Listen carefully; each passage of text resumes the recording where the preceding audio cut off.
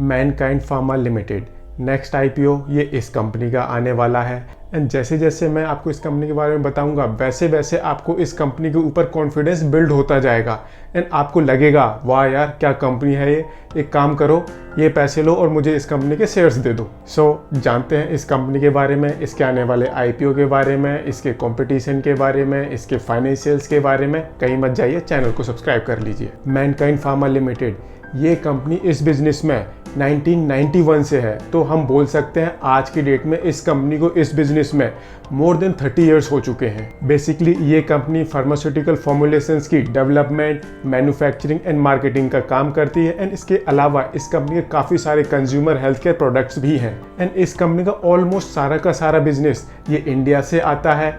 India से इस company की अप्रॉक्सीमेटली 98% रेवेन्यू आती है एंड सिर्फ 2% के आसपास की रेवेन्यू ही इस कंपनी की इंडिया के बाहर से आती है, एक्सपोर्ट के थ्रू आती है। एंड इंडिया में डोमेस्टिक सेल्स की टर्म में जो टॉप 5 कंपनी है, ये कंपनी उनमें से सबसे यंगेस्ट कंपनी है। एंड जो प्रोडक्ट्स ये कंपनी बेचती है उन प्रोडक्ट्स के अंदर इस कंपनी का दूसरा सबसे बड़ा मार्केट शेयर है इंडियन मार्केट में। एंड अगर हम बात करें इस कंपनी की सेल्स ग्रोथ की, तो इंडिया में जो 10 सबसे बड़ी कंपनियां हैं वहां पर इस कंपनी की लार्जेस्ट सेल्स ग्रोथ है। जो इस कंपनी की सेल्स ग्रोथ है वो ऑन एन एवरेज 50% ज़्यादा तेजी से ग्रो हो रही है। एंड इस कंपनी के पास 36 ऐसे ब्रांड्स हैं जिनकी एनुअल सेल या तो 50 करोड़ है या फिर उससे ज़्यादा है। एंड 18 ऐसे ब्रांड्स हैं जिनकी एनुअल सेल वो 100 करोड़ या फिर उससे ज़्यादा है। एंड वो ब्रांड्स जिनकी एनुअल सेल वो 100 करोड़ या फिर उससे ज़्यादा है, अगर हम वो इंडिया की टॉप 10 लार्जेस्ट फार्मास्यूटिकल कंपनीज का देखें तो वहाँ पर एवरेज 14 ब्रांड्स का निकल के आता है। इस कंपनी के पास 18 ब्रांड्स हैं। यहाँ पर भी ये कंपनी इंडस्ट्री एवरेज से कहीं ज़्यादा बेटर वे में परफॉर्म कर रही है। एंड वो प्रोडक्ट्स जहाँ पर ये कंपनी ऑपरेट करती है, अगर हम बात करें टॉप सेलिंग ब्रांड्स की, तो टॉप 20 टॉप सेलिंग ब्रांड्स में से 18 वो इस कंपनी के ऐसे ब्रांड्स हैं जो या तो नंबर 1 या फिर नंबर 2 या फिर नंबर 3 पोजीशन ऑक्यूपाई करते हैं। एंड ऐसे ही टॉप 20 मोस्ट सेलिंग ब्रांड में से 10 ऐसे ब्रांड हैं इस कंपनी के जो नंबर 1 पोजीशन ऑक्यूपाई करते हैं। एंड इंडिया के अंदर अगर कोई फार्मास्यूटिकल कंपनी अपना नया ब्रांड लॉन्च करती है तो वो ब्रांड 100 करोड़ या फिर उससे ज़्यादा की रेवेन्यू क्लॉक करेगा। ऐसा करने के चांसेस इस कंपनी के केस में सबसे ज़्यादा है। इस कंपनी के प्रोडक्ट की सक्सेस रेट इंडस्ट्री में सबसे ज़्यादा है। ऐसे ही इंडिया के अंदर इस कंपनी का सबसे बड़ा डिस्ट्रीब्यूशन नेटवर्क है एंड मेडिकल रिप्रेजेंटेटिव्स की टीम है। इसकी वजह से इंडिया के 80% डॉक्टर्स वो इनकी मेडिसिन को प्रिस्क्राइब करते हैं, इनके फॉर्मुलेशंस को प्रिस्क्राइब करते हैं। एंड इसी वजह से ये कंपनी डोमेस्टिक सेल्स में 4th पोजीशन ऑक्यूपाई करती है। एंड अगर हम सेल्स वॉल्यूम की बात करें तो वो 2nd पोजीशन ऑक्यूपाई करती है। दैट मीन्स इस कंपनी के प्रोडक्ट्स अपने कंपटीशन के कंपैरिजन में फेयरली प्राइस्ड है।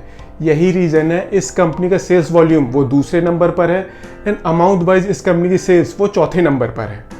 ये कंपनी सबसे ज़्यादा बेचती है, कम रेट पर बेचती है। एंड जो भी इस कंपनी के प्रोडक्ट्स हैं उनको मैन्युफैक्चर करने के लिए इस कंपनी की इंडिया के अंदर 23 मैन्युफैक्चरिंग फैसिलिटीज़ हैं एंड वहाँ पर मोर देन 2000 वर्कर्स काम करते हैं। एंड मैनफोर्स, प्रेगा न्यूज़, अनवांटेड 72 ये इस कंपनी के कुछ ऐसे ब्रांड्स हैं जो इंडिया में टॉप पोजीशन ऑक्यूपाई करके रखते हैं। And consumer health care division में इस कंपनी ने 2007 में एंट्री ली थी। एंड आज की डेट में जिन फील्ड में ये कंपनी ऑपरेट करती है वहाँ पर ये सबसे सक्सेसफुल कंपनी है। ये इस कंपनी का एक ब्रीफ प्रोफाइल था। अब देखते हैं इस कंपनी के फाइनेंशियल्स। बिजनेस प्रोफाइल तो इस कंपनी का बहुत अच्छा है, बट फाइनेंशियली ये कंपनी किस तरह से परफॉर्म कर रही है। अगर हम इस कंपनी के टोटल एसेट्स देखते हैं तो मार्च 2020 में इस कंपनी के टोटल एसेट्स थे अप्रॉक्सीमेटली 5000 करोड़ रुपीस के। ये मार्च 2022 में बढ़कर 9150 करोड़ रुपीस के आसपास हो गए हैं। ऐसे ही इस कंपनी की टोटल रेवेन्यू ये मार्च 2020 में अप्रॉक्सीमेटली 6000 करोड़ रुपीस के आसपास की थी, जो बढ़कर मार्च 2022 में अप्रॉक्सीमेटली 8000 करोड़ रुपीस के आसपास पहुंच गई है। एंड इस कंपनी की मैक्सिमम सेल अप्रॉक्सीमेटली 98% वो इंडिया से आती है। अगर हम बात करें इस कंपनी के रिजर्व्स की, तो मार्च 2020 में इस कंपनी के रिजर्व्स थे अप्रॉक्सीमेटली 3400 करोड़ रुपीस के, जो बढ़कर मार्च 2022 में हो चुके हैं 6100 करोड़ से भी ज़्यादा के।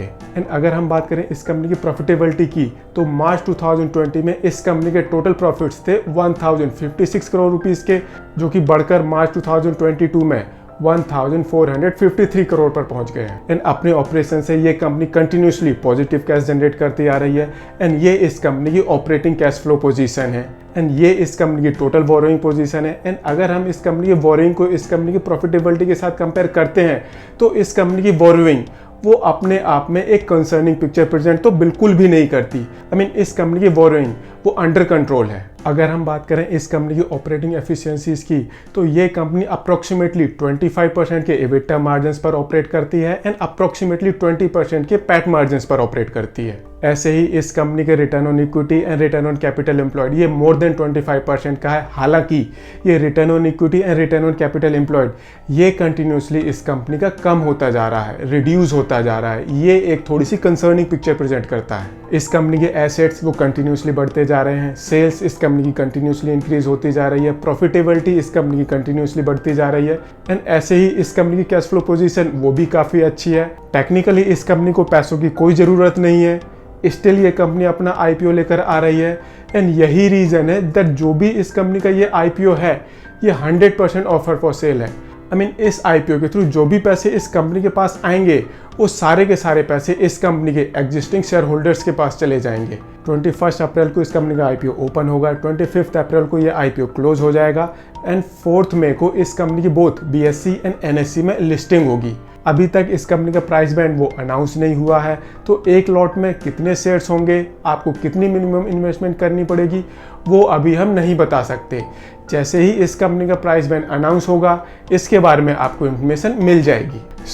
अभी तक हमने इस कंपनी के बारे में जाना, इस कंपनी के फाइनेंशियल्स देखे, इस कंपनी का आईपीओ स्ट्रक्चर जाना। अब देखते हैं इस कंपनी के कंपटीशन में दैट ये कंपनी अपने कंपटीशन में किस तरह से परफॉर्म कर रही है। जिस सेक्टर में ये कंपनी ऑपरेट कर रही है वो अपने आप में काफ़ी पॉपुलेटेड सेगमेंट है एंड इसी वजह से इस कंपनी ने अपने ड्राफ्ट रेड हेयरिंग प्रोस्पेक्टस में 13 कंपनीज को अपना कॉम्पिटिटर रिकॉग्नाइज किया है एंड उन कंपनीज के साथ अगर हम इस कंपनी को कंपेयर करते हैं तो ना तो ये बहुत बेटर कंपनी है ना ही ये एक बहुत बेकार कंपनी है। ये कंपनी कहीं ना कहीं बीच में स्टैंड करती है। अपने कंपटीशन में ये कंपनी कहीं ना कहीं बीच में स्टैंड करती है। अब जो इस कंपनी का आईपीओ आएगा वो क्या एक्सपेंसिव होगा, क्या चीप होगा, वो डिपेंड करेगा जब इस कंपनी का प्राइस बैंड अनाउंस होगा। अभी हम उसके ऊपर कमेंट नहीं कर सकते। अभी तक हमने इस कंपनी का बिजनेस प्रोफाइल देखा है, इस कंपनी के फाइनेंशियल्स देखे जो अपने आप में एक बहुत अच्छी पिक्चर प्रेजेंट कर रहे हैं। क्वेश्चन आता है क्या आपको इस आईपीओ को सब्सक्राइब करना चाहिए या नहीं। अब इस कंपनी के आईपीओ को सब्सक्राइब करना है, नहीं करना, या फिर जब इस कंपनी का आईपीओ लॉन्च हो जाएगा बाद में उसकी लिस्टिंग होगी उस टाइम आपको इस कंपनी के शेयर्स बाई करने हैं नहीं करने, ये आपका पर्सनल डिसीजन है। काफ़ी कॉम्प्लिकेटेड डिसीजन होता है। अगर आप इस फील्ड में महारथी नहीं हैं तो आपको अपने आप तो डिसीजन बिल्कुल नहीं लेना चाहिए। आपको इसके लिए अपने फाइनेंशियल कंसल्टेंट से ज़रूर कंसल्ट करना चाहिए। हाँ, आपको कुछ बातें ध्यान में रखनी चाहिए, जैसे कि इस कंपनी का जो बिजनेस प्रोफाइल है, जो इस कंपनी के ब्रांड्स हैं वो इंडस्ट्री लीडर हैं एंड अगर आपको ऐसी किसी कंपनी में इन्वेस्ट करने की अपॉर्चुनिटी मिलती है तो आपको ज़्यादा सोचना नहीं चाहिए। हाँ, अगर उस कंपनी का आईपीओ थोड़े एक्सपेंसिव वैल्यूएशन पर आता है तब हो सकता है आपको थोड़ा सा वेट करना चाहिए, बिकॉज मार्केट आपको हमेशा एक ऐसी अपॉर्चुनिटी देता है जहां पर आप उस कंपनी को एक अच्छे वैल्यूएशन पर खरीद सकते हो। बट स्टिल अगर आपसे कंट्रोल नहीं होता आप एक लॉट आईपीओ में अप्लाई कर दीजिए।